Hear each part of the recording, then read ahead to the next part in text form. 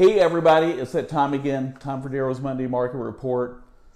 Before we get into the numbers, I just want to talk about things that you sellers need to be aware of. I've kind of mentioned this before. If your home's not in good condition, may cause you issues in getting the price you want and potentially getting it sold.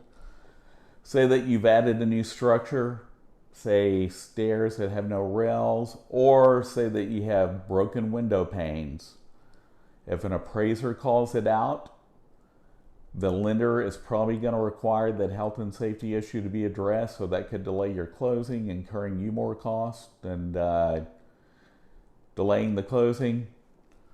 So keep that in mind. And again, if your home's not in great shape and it's in the lower price point, which now is $400 and below, just know you may not get over list price offers. They may be below list. Keep that in mind. Condition is relative now because rates haven't risen. They kind of moderated some. And though we have a lot of demand, still keep that in mind. Even a strong seller's market, at some point, those things are going to affect your end price. So this week in Collin County, from homes being new to the market or haven't been sold, had 1,196 this week. That's up 196 from the previous seven days. So we're in the peak selling period. Things are moving quickly. I know I have renters calling me every day too. So investors, if you're wondering, should you rent your home, say that you want to ride up any potential more upside on your property value, it's probably a good option right now. Can't guarantee that things will continue to go up, but we've got 365 people a day moving here. I talk to them almost every day. So something to keep in mind. This week in Collin County, 345 new properties hit the market or had a price change, with 259 go under contract, 241 that went pending, and 351 that sold. In Allen, 24 new properties hit the market or had a price change, with 20 that went under contract, 13 that went pending, and 29 that sold. Lucas, one of our smaller cities, but always something going on there. One new property hit the market this week or had a price change, with 3 that went under contract, 1 that went pending, and 3 that sold. So you can see negative inventory replacement there. Parker, only 1 new property hit the market or had a price change this week. Nothing went under contract, nothing went pending, and nothing that sold. So if you're thinking of selling Parker, maybe a good week to do so. Not much new competition. Fairview, one of our smaller cities, more expensive, just like Parker.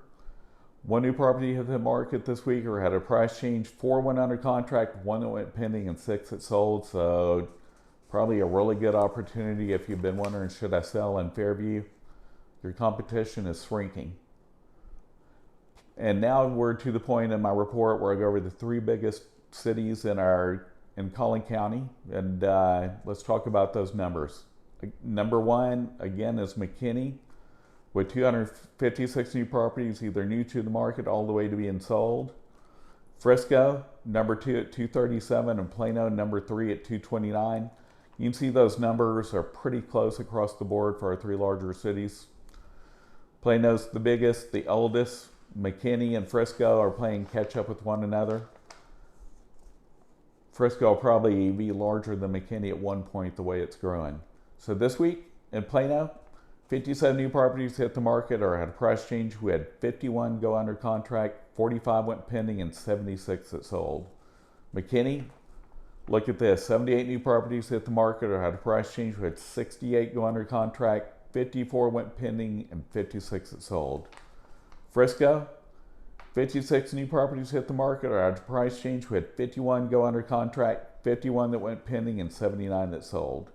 Melisa this week, we had 13 new properties hit the market or had a price change. 3 went under contract, 13 that went pending, and 15 that sold. If you're looking to move to the northern suburbs, lots of new construction in Melisa.